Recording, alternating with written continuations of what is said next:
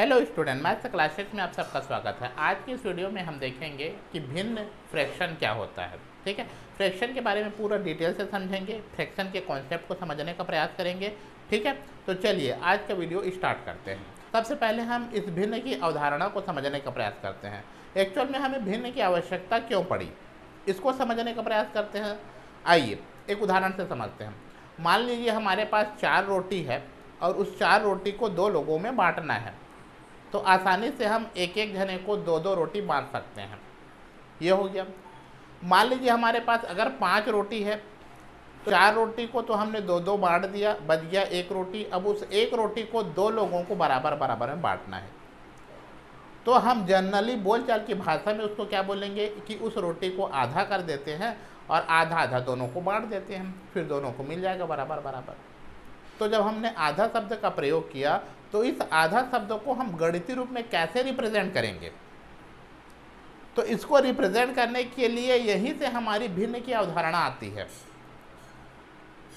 ठीक है, तो ये जो आधा हम बोल रहे हैं उस आधा को हम गणितीय रूप में कैसे रिप्रेजेंट करेंगे, तो यहाँ पे हमको एक चीज समझने की जरूरत है कि जो पूर्ण इकाई थी, जो रोटी था, उसको हमने आधा आधा कर दिया। तो जो रोटी एक पूर्ण रोटी है उसको हम क्या बोलेंगे, एक यूनिट है, एक पूर्ण इकाई है। तो फ्रैक्शन को समझने के लिए हमको सबसे पहले ये जानना होगा कि पूर्ण इकाई क्या है हमारे पास, पहली चीज। दूसरी चीज, उस पूर्ण इकाई जो है, उस पूर्ण यूनिट को हम कितने भागों में डिवाइड कर रहे हैं। 2 चीजें आपको बिल्कुल क्लियर होनी चाहिए, तभी आप भिन्न की अवधारणा को समझ पाएंगे। ठीक है, आइए इसको थोड़ा सा डायग्राम से समझने का प्रयास करते हैं। ठीक है, मान लीजिए हमारे पास ये एक डायग्राम है कुछ इस तरह से। तो ये हमारा डायग्राम है, इसको हम क्या करेंगे, ये एक पूर्ण इकाई है, एक यूनिट है। तो इस पूरे को हम एक कहेंगे। यदि मैं इसको 2 भागों में बांट दूं कुछ इस तरह से, तो ये पूरी जो इकाई थी वो हमारे 2 भागों में बढ़ गई। ये एक भाग हो गया यहाँ तक, ये दूसरे भाग हो गया। इसको हम आधा कहते हैं बोलचाल की भाषा में। जब गणितीय रूप में लिखना चाहेंगे तो इसको क्या लिखेंगे, तो पहले तो हमने समझा कि ये पूर्ण इकाई है और इस पूर्ण इकाई को हमने 2 भागों में बांटा। तो इस पर्टिकुलर इस भाग को हम कहेंगे 1/2। यहाँ पे जो ऊपर में लिखा गया है वो क्या रिप्रेजेंट करता है, वो रिप्रेजेंट करता है कि उस पूरे इकाई का एक टुकड़ा है। और जो नीचे में लिखा गया है वो क्या रिप्रेजेंट करता है, उस पूरे इकाई को कितने टुकड़ों में बांटा गया है। ये जो भाग है, इस भाग को भी हम 1/2 कहेंगे। तो इस तरह से जब हम किसी भी एक पूर्ण इकाई को बराबर भागों में विभाजित करते हैं तो उस भाग को हम गणितीय भाषा में कैसे रिप्रेजेंट करें, वो हमारा भिन्न कहलाता है, फ्रैक्शन कहलाता है। आई बात समझ में। आइए थोड़ा सा और इसको आगे एक्सप्लेन करते हैं। हमारी जो इकाई है वह वही है जो ऊपर बना हुआ है। ठीक है, जो ऊपर बना है वही पूर्ण इकाई है। हमने यहाँ पे क्या किया, इसको 2 भागों में बांट दिया। अब यदि मैं ये 2 भागों में तो बांट दिया और इसको फिर से और आधा कर दूं, अब मैं इसको 4 भागों में बांट दूं, तो इस भाग को मैं क्या कहूँगा, इस भाग को यदि मुझे गणितीय रूप में लिखना होगा तो मैं क्या लिखूंगा, पूरे इकाई को मैंने कितने भागों में बांटा, 4 भागों में बांटा। ठीक है, तो 4 भागों में बांटा। उस 4 भागों में से ये जो है, ये जो यहाँ पे छायांकित किया गया है वो कितना भाग है, एक ही भाग है। तो इसको मैं क्या बोलूँगा, 1/4 बोल दूंगा। 4 यहाँ प्रदर्शित कर रहा है उस पूरे इकाई को कितने भागों में बांटा गया है। 1 प्रदर्शित कर रहा है कि कितने भाग का मान पूछ रहे हैं। इसी को मैं कुछ इस तरह से कहूँ, जैसे मैं कहूँ फिर से हमारा इकाई वही है और इस इकाई को मैंने 4 भागों में बांट दिया। और ये 4 भागों में मैं यदि कह दूं कि इस दो भाग को हम क्या कहेंगे, फिर से वापस वही बात, इस पूरे इकाई को मैंने कितने भागों में बांटा है, 4 भागों में बांटा है। तो इस 4 भागों में बांटा है तो उस 4 भाग में ये दोनों जो हैं वह कितने भाग हैं, 2 भाग हैं। तो 2 भाग हैं और कुल 4 भागों में बांटा है। तो इन दोनों को हम क्या कहेंगे, 2/4 कहेंगे। हमारी बात समझ में, इसको हम क्या कहेंगे, 2/4 4 कहेंगे। क्यों? तो इस तरह से हम भिन्न की अवधारणा को समझ सकते हैं। भिन्न की अवधारणा का मतलब ये हो गया, जब एक कोई पूर्ण इकाई है, कोई यूनिट है, उस यूनिट को हम बराबर भागों में विभाजित कर रहे हैं, तो वो जो भाग मिल रहा है, वो जो पार्ट मिल रहा है, वो जो टुकड़ा मिल रहा है, उसको हम गणितीय रूप में कैसे रिप्रेजेंट करें, वही हमारा फ्रैक्शन है। ठीक है, आइए आगे बढ़ते हैं। पास एक आधा रोटी है, आपके पास आधा रोटी है। आपने उस आधा रोटी को 2 टुकड़ा कर दिया, आपके पास 2 टुकड़े हो गए, आधे के और 2 टुकड़े हो गए। लेकिन मेरे पास आधा ही टुकड़ा है, एक ही टुकड़ा है आधा का। तो बताइए, क्या आपके पास ज़्यादा रोटी हो जाएगा कि दोनों के पास बराबर रहेंगी? दोनों के पास बराबर रोटी रहेगा। इसका क्या मतलब है? आइए इसको फिगर से समझने का प्रयास करते हैं। ये मेरे पास एक था, एक का मैंने आधा कर लिया, मेरे पास ये आधा टुकड़ा है, आपके पास आधा टुकड़ा है, उस आधे टुकड़े को और 2 टुकड़ा कर दिया। यहाँ पे और यहाँ पे अंतर क्या है? यहाँ दोनों पे अंतर ये है, यहाँ पे जो आधा भाग है जो मेरे पास पूरा रखा है, और दूसरा आधा भाग जो आपके पास है उसको आपने और 2 भागों में बांट दिया। तो उसमें से एक भाग जो है वो 1/4 हो गया, इसीलिए आपके पास 2/4 है। लेकिन मात्रा समान है, मेरे पास जितना है उतना आपके पास भी है। तो इससे क्या बात निकल के समझ में आती है? इससे ये बात निकल के समझ में आती है कि ये जो 1/2 और 2/4 है, दोनों एक ही हैं, अलग अलग नहीं हैं। उसके लिखने के तरीके अलग अलग हैं। अर्थात 1/2 को हम 2/4 भी लिख सकते हैं। तो इन दोनों को हम समतुल्य भिन्न कहते हैं। आई बात समझ में? 1/2 बराबर 2/4। क्या हम 1/2 के और समतुल्य भिन्न बता सकते हैं? आइए समझते हैं। चलिए इसको हम और छोटे छोटे भागों में बांट ले। इकाई हमारा वही है, इसको पहले हमने 2 भागों में बांटा, फिर 4 भागों में बांटा, अब इसको हम 8 भागों में बांट लेते हैं।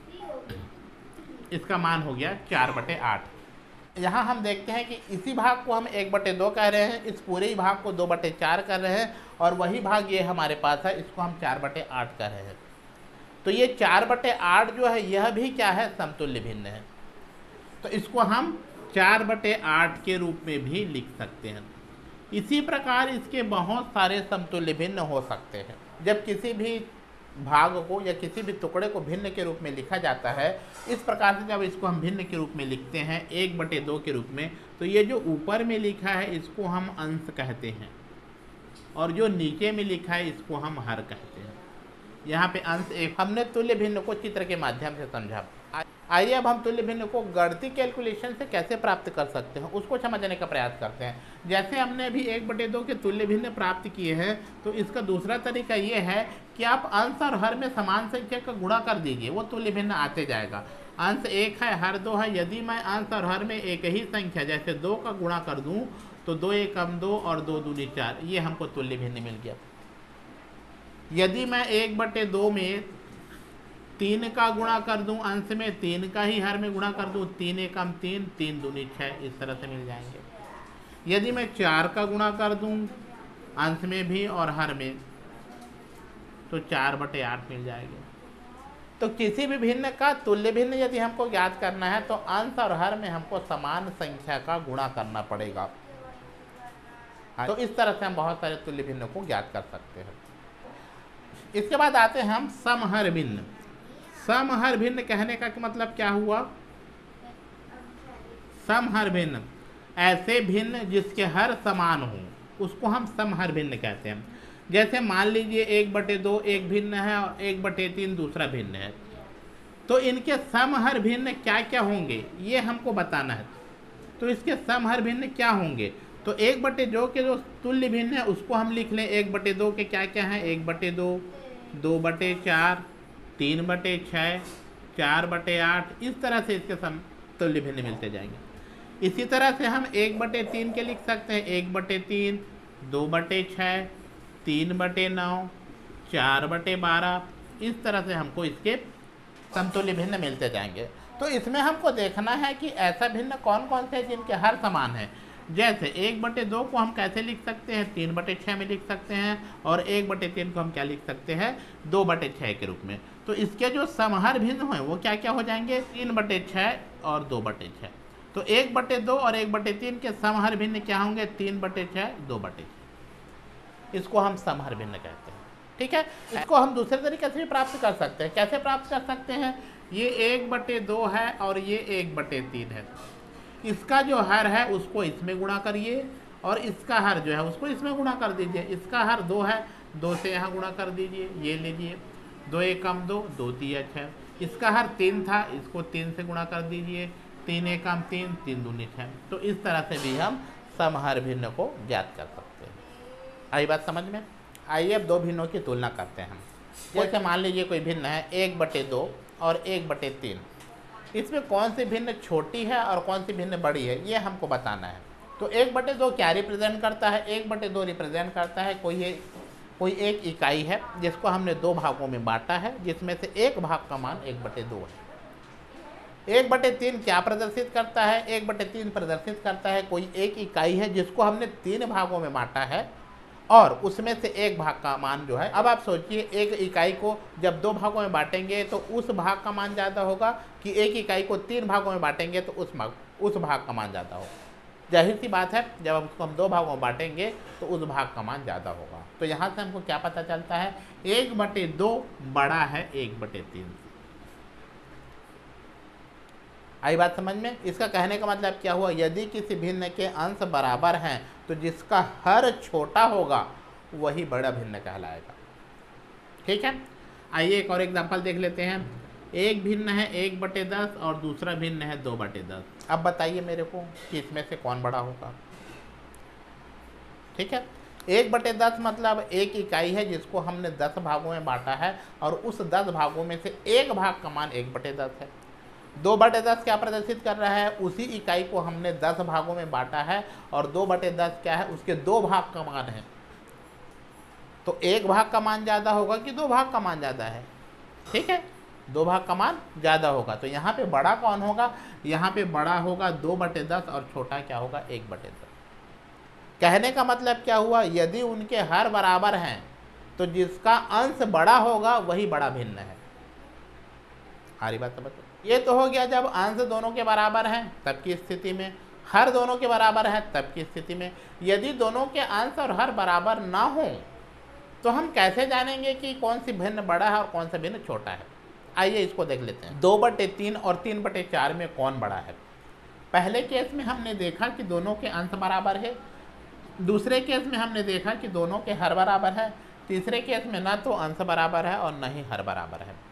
तो ऐसी स्थिति में हमको या तो अंश को बराबर करना पड़ेगा या हर को बराबर करना पड़ेगा। अब अंश को और हर को हम बराबर कैसे करते हैं, इसके जस्ट पहले मैंने बताया है कि समहर भिन्न हम कैसे ज्ञात करते हैं। ऐसे भिन्न हम कैसे ज्ञात करते हैं जिनके हर बराबर हो। तो हर का बराबर करने के लिए हम क्या करते हैं? इसके हर को इसमें गुणा कर दें और इसके हर को इसमें गुणा कर दें तो हमको समहर वाले भिन्न मिल जाएंगे। तो 2/3 में हम क्या करें? 4 का गुणा कर दें, 8/12 हो गया। 3/4 में हम क्या करें? 3/4 में हम क्या करें? 3 का गुणा कर दें, 3 3 9, 3 4 12। तो ये जो 2/3 है उसको हमने क्या लिख लिया? 8/12 के रूप में लिख लिया। और जो 3/4 था उसको हम क्या लिख लिए? 9/12 के रूप में लिख रहे हैं। जब दोनों के हर बराबर होगा तब हम आसानी से बता सकते हैं। क्या बोलते हैं? जब दोनों के हर बराबर हैं तो जिसका अंश बड़ा होगा वही बड़ी है। तो यहाँ पे 8/12 है और 9/12। 9/12 किसको रिप्रेजेंट करता है? 3/4 को। इसका क्या मतलब हुआ? 3/4 जो है वह बड़ा है 2/3 से। आई बात समझ में? आइए एक और क्वेश्चन को समझते हैं। ठीक है, एक भिन्न है 5/12 और दूसरा भिन्न है 7/18। दोनों में कौन बड़ा है ये हमको बताना है। ना तो इसके अंश बराबर है और ना ही इसके हर बराबर है। तो सबसे पहले हमको क्या करना पड़ेगा? इसके हर को बराबर करना पड़ेगा। तो हर को बराबर करने के लिए हम क्या करते हैं? इस भिन्न को इसके हर से गुणा कर दे और इस भिन्न को इसके हर से गुणा कर दे। इसके अलावा एक और तरीका है, हम क्या करें? हर का एलसीएम निकाल लें। यदि आपको समझना है कि एलसीएम कैसे निकाला जाता है तो उसको समझने के लिए आप मेरा वीडियो जाके देखिए। उस वीडियो में मैंने पूरे डिटेल से बताया है कि कैसे हम एलसीएम ज्ञात करते हैं। इसका लिंक मैंने डिस्क्रिप्शन में दे दिया है, आप वहाँ जाके इस वीडियो को देख सकते हैं। ठीक है, तो आइए देखते हैं इसका अपन एलसीएम कैसे निकालते हैं।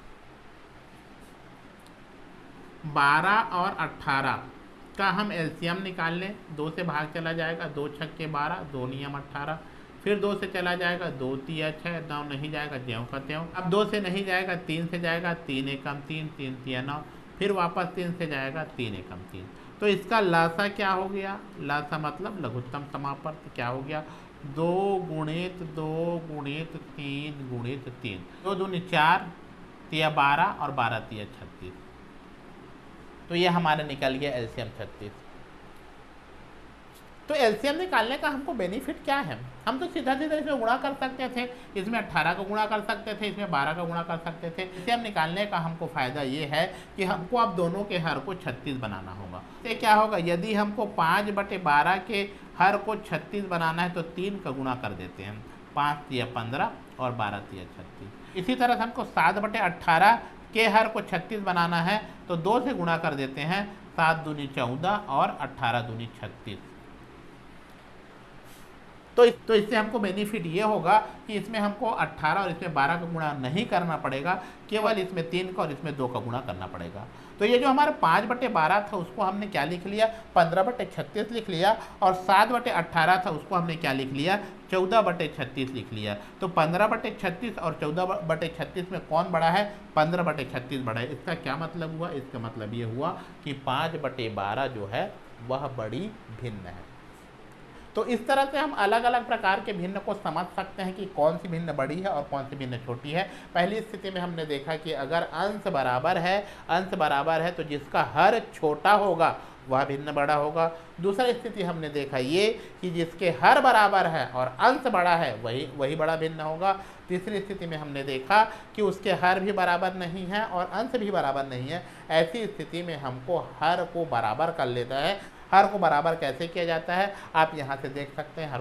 हर को बराबर कर लेंगे, उसके बाद हमको समझ में आ जाएगा कि कौन सी भिन्न बड़ी है और कौन सी भिन्न छोटी है। ठीक है, चलिए आगे बढ़ते हैं। भिन्न का सरलतम रूप, भिन्न का सरलतम रूप हम कैसे ज्ञात कर सकते हैं। ठीक है, आइए इसको समझते हैं। जैसे मान लीजिए कोई भिन्न है 16/60, तो जब हम भिन्न का तुल्य भिन्न ज्ञात करते हैं तो अंश और हर को हम समान संख्या से गुणा करके उसके तुल्य भिन्नों को ज्ञात कर सकते हैं। उसी प्रकार कोई भिन्न है, उस भिन्न का हमको सरलतम रूप ज्ञात करना है तो अंश और हर को एक ही संख्या से भाग देकर उसके सरलतम रूप को ज्ञात किया जा सकता है। यहाँ पे हमारे पास 16/60 है, 4 से इसको भाग दे सकते हैं, 4 × 16, 4 एकम 4 और 4 पंचे 20। तो ये हम क्या लिख सकते हैं, 4/15। तो 16/60 को हम कैसे लिख सकते हैं, सरलतम रूप से 4/15 के रूप में लिख सकते हैं। आई बात समझ में। कहना ये विषम भिन्न को समझते हैं। विषम भिन्न को हम अनुचित भिन्न के नाम से भी जानते हैं। किसे कहते हैं विषम भिन्न, ऐसा कोई भिन्न जिसका अंश बड़ा हो उसको हम विषम भिन्न कहते हैं। जैसे उदाहरण लेके चले 7/4, यह एक विषम भिन्न है। क्यों विषम भिन्न है, क्योंकि 7 बड़ा है और 4 छोटा है। इस विषम भिन्न को हम दूसरे तरह से भी लिख सकते हैं। कैसे लिख सकते हैं, 7 को हम भाग दे दें 4 से, एक बार में चला जाएगा, 4 एकम 4, 3 शेषफल बच जाएगा। ठीक है, तो इसको हम कैसे लिखेंगे, इसको हम लिखेंगे 1 को सामने लिखेंगे, जो शेषफल बचा है उसको अंश के रूप में लिखेंगे, और हर हमारा 4 है तो 4 के रूप में लिखेंगे। क्या पढ़ेंगे, इसको 1 सही 3/4 पढ़ते हैं। और इसको हम क्या कहते हैं, इसको हम मिश्र भिन्न कहते हैं, मिश्र भिन्न। ठीक है, इसको क्या बोला जाता है, मिश्र भिन्न बोला जाता है। ठीक है, तो जो हम विषम भिन्न को मिश्र भिन्न में कैसे बदल सकते हैं, इस तरह से भाग दे के बदल सकते हैं। तो मिश्र भिन्न को वापस यदि हमको विषम भिन्न में बदलना होगा तो कैसे करेंगे, 4 को 1 से गुणा कर देंगे, 4 एकम 4, जितना भी आएगा उसको अंश में जोड़ देंगे, 4 और 3 7, तो 7/4 वापस हमको विषम भिन्न प्राप्त हो जाएगा। आई बात समझ में। ठीक है, आइए इसको चित्र से समझने का प्रयास करते हैं। ठीक है, कोई इकाई है जिसको हमने क्या किया है, 4 भागों में बांटा हुआ है, 1 2 3 और 4 भागों में। तो ये 4 भाग हो गया। अब इस चारों को हमको प्रदर्शित करना होगा तो कैसे लिखेंगे, ये हमारा क्या कहलाएगा, 4/4 कहलाएगा। हमको 7/4 चाहिए तो एक इकाई की और आवश्यकता होगी। ठीक है, तो एक इकाई की और आवश्यकता होगी, और चूंकि वही इकाई है इसलिए इसको भी हम 4 भागों में बांटेंगे, 1 2 3 और 4 भागों में। ये 4 हो गया, यहाँ से हम 3 भाग को ले लेंगे, तो ये हमारा कितना हो गया, 4/4 हो गया। ये हमारा कितना हो गया, 3/4 हो गया। तो दोनों मिलके क्या बन जाएंगे, 7/4। आई बात समझ में। ये हमारा क्या हो गया, 4/4, और ये हमारा क्या हो गया, 3/4, दोनों मिलके क्या होगा, 7/4। तो इस तरह से हम विषम भिन्न को चित्र से प्रदर्शित कर सकते हैं। ठीक है, इसको हम मिश्र भिन्न से भी समझ सकते हैं। एक क्या प्रदर्शित करता है, एक इकाई ऐसा है जो पूरा भरा हुआ है, दूसरी इकाई को लेते हैं, उस 4 भाग में से 3 भाग भरा हुआ है। ठीक है, आई बात समझ में? ठीक, इसको हम थोड़ा सा और समझ सकते हैं। इसको हम कुछ इस तरह से भी समझ सकते हैं। मान लीजिए हमारे पास कोई एक बॉक्स है, उस बॉक्स में 4 खंड हैं और उस बॉक्स में हमको 7 बाल को रखना है। तो पहले बॉक्स को मैं लूँगा, क्योंकि उसमें 4 खंड है, 4 बाल आ जाएगा। मेरे पास 3 बाल बच जाते हैं, उस 3 बाल को भरने के लिए एक बॉक्स और लेना पड़ेगा, उस एक बॉक्स में मैं 3 बाल को और रख लूँगा। यहाँ समझने वाली बात यह है कि एक यूनिट ऐसा है जो पूर्ण रूप से भरा हुआ है, इसलिए मैं बार बार यूनिट शब्द का उपयोग कर रहा हूँ। आप यूनिट को समझोगे तो आसानी से विषम भिन्न को समझ पाओगे। ठीक है, यहाँ पे भी वही बात है, 4 एक बॉक्स भरा हुआ है और एक बॉक्स में क्या है, ये 3 भाग जो है वो भरे हुए हैं। तो इस तरह से हम विषम भिन्न को समझ सकते हैं। ठीक है, उचित भिन्न किसे कहेंगे? ऐसा भिन्न जिसका हर बड़ा हो, हर बड़ा हो। उदाहरण जैसे अपन लिख ले 4/5, 4/5 क्या चीज़ है? उचित भिन्न है।